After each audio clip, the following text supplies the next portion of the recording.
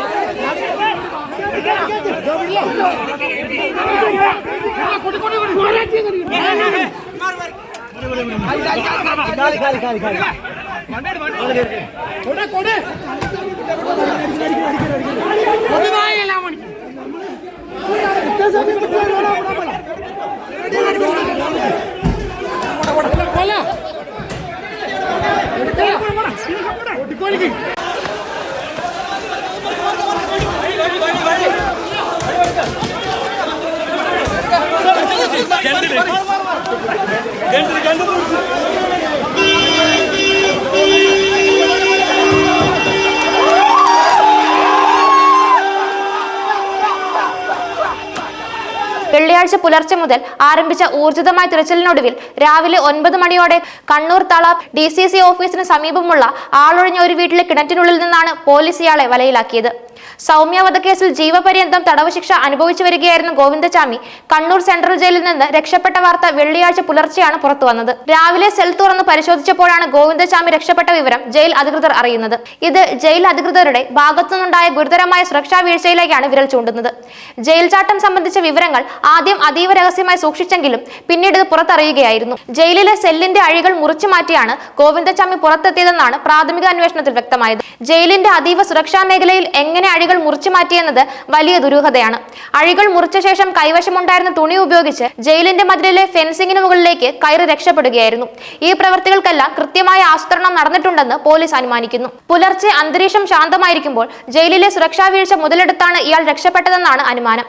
രക്ഷപ്പെട്ട ഉടൻ തന്നെ ഗോവിന്ദചാമി കണ്ണൂർ നഗരത്തിന് സമീപമുള്ള തളാപ്പ് ഭാഗത്തേക്ക് നീങ്ങുകയായിരുന്നു. ഇരുട്ട് പുലരുന്നതേയുള്ള സമയവും ആളനക്കമില്ലാത്ത പ്രദേശവും അയാൾക്ക് രക്ഷപ്പെടാൻ അനുകൂലമായ സാഹചര്യമൊരുക്കി. എന്നാൽ പുലർച്ചെ കറുത്ത പാന്റും ഷർട്ടും ധരിച്ച് സംശയകരമായ രീതിയിൽ ഒരാൾ നടന്നു പോകുന്നത് കണ്ടുവെന്ന ഒരു പ്രദേശവാസിയുടെ മൊഴിയാണ് അന്വേഷണത്തിൽ നിർണായകമായ വഴിത്തിരിവായത്. ഗോവിന്ദചാമിയുടെ ഒളിത്താവളം കണ്ടെത്താനും വേഗത്തിൽ പിടികൂടാനും പോലീസിനെ ഏറ്റവും കൂടുതൽ സഹായിച്ചത് പൊതുജനങ്ങളുടെ ജാഗ്രതയും സമയബന്ധിതമായ വിവര കൈമാറ്റങ്ങളുമായിരുന്നു. കണ്ണൂർ സ്വദേശിയായ വിനോജ് MA എന്നയാളാണ് ഗോവിന്ദചാമിയെ ആദ്യം തിരിച്ചറിയുന്നതിനും പോലീസിന് വിവരം നൽകുന്നതിനും നിർണായക പങ്ക് വഹിച്ചത്. വിനോജ് രാവിലെ തളാപ്പ് ഭാഗത്തുള്ള ഒരു ചായക്കടയ്ക്ക് സമീപം നിൽക്കുമ്പോൾ സംശയകരമായ രീതിയിൽ ഒരാൾ നടന്നു പോകുന്നത് ശ്രദ്ധയിൽപ്പെട്ടു. വേഷവിധാനം കൊണ്ടും രൂപസാദൃശ്യം കൊണ്ടും ഇത് ഗോവിന്ദചാമി ആണോ എന്ന് അദ്ദേഹത്തിന് സംശയം തോന്നി. തുടർന്ന് അദ്ദേഹം സമീപത്തുണ്ടായിരുന്ന ഒരു ഓട്ടോറിക്ഷ ഡ്രൈവറുമായി ഇയാളെ പിന്തുടരാൻ തുടങ്ങി. പിന്തുടരുന്നതിനിടെ സംശയം പൂർണ്ണമായി ഉറപ്പിക്കാനായി വിനോദ് ധൈര്യപൂർവ്വം ഗോവിന്ദചാമി എന്ന് ഉച്ചത്തിൽ വിളിച്ചു. പേര് കേട്ടത് മുന്നോട്ട് നടന്നുകൊണ്ടിരുന്നയാൾ പെട്ടെന്ന് സമീപത്തെ മതിൽ ചാടി രക്ഷപ്പെടാൻ ശ്രമിക്കുകയായിരുന്നു. ഈ പ്രവൃത്തിയിലൂടെ വിനോദിന് താൻ കണ്ടത് ഗോവിന്ദചാമി തന്നെയെന്ന് ഉറപ്പായി.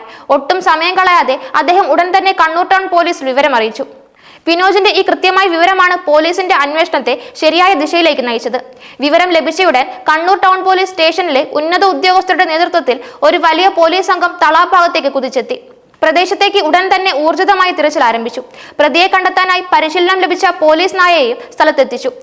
പോലീസ് നായയും ഇയാൾ രക്ഷപ്പെട്ടെന്ന് കരുതുന്ന ദിശയിലേക്ക് തന്നെ നീങ്ങിയത് ഗോവിന്ദചാമി ഈ പ്രദേശത്ത് തന്നെയുണ്ടെന്ന പോലീസിന്റെ സംശയം ബലപ്പെടുത്തി. നഗരത്തിലും പരിസര പ്രദേശങ്ങളിലും പോലീസ് വ്യാപകമായി തിരച്ചിൽ നടത്തി. പുലർച്ചെ 6 മണിയോടെ ആരംഭിച്ച തിരച്ചിൽ ഏകദേശം 3 മണിക്കൂറോളം നീണ്ടുനിന്നു. കണ്ണൂർ ടൗൺ പോലീസ് സ്റ്റേഷൻ പരിധിയിലെ ഓരോ വീട്ടിലും ഒഴിഞ്ഞ സ്ഥലങ്ങളിലും ഇടവഴികളിലും പോലീസ് സംഘം അരിച്ചുപെറുക്കി. പ്രാദേശിക വിവരങ്ങൾ ശേഖരിച്ചും സംശയമുള്ളവരെ നിരീക്ഷിച്ചും തിരച്ചിൽ ഊർജിതമാക്കി. ഒടുവിൽ രാവിലെ 9 മണിയോടെ തളാപ്പിലെ ആളൊഴിഞ്ഞ ഒരു വീട്ടിൽ ഒളിച്ചിരിക്കുകയായിരുന്ന ഗോവിന്ദചാമിയെ പോലീസ് കണ്ടെത്തി. പോലീസ് വളഞ്ഞപ്പോൾ പ്രതി ആദ്യം കീഴ്പ്പെടാൻ കൂട്ടാക്കാതെ ചെറുത്തുനിൽപ്പിന് ശ്രമിച്ചു. ഒടുവിൽ ഈ ഒഴിഞ്ഞ കെട്ടിടത്തിലെ ഒരു കിണറ്റിനുള്ളിൽ ഒളിച്ചിരിക്കുകയായിരുന്നു ഇയാൾ. പോലീസ് സംഘം കിണറ്റിനുള്ളിൽ നിന്ന് ഇയാളെ സാഹസികമായി പിടികൂടുകയായിരുന്നു.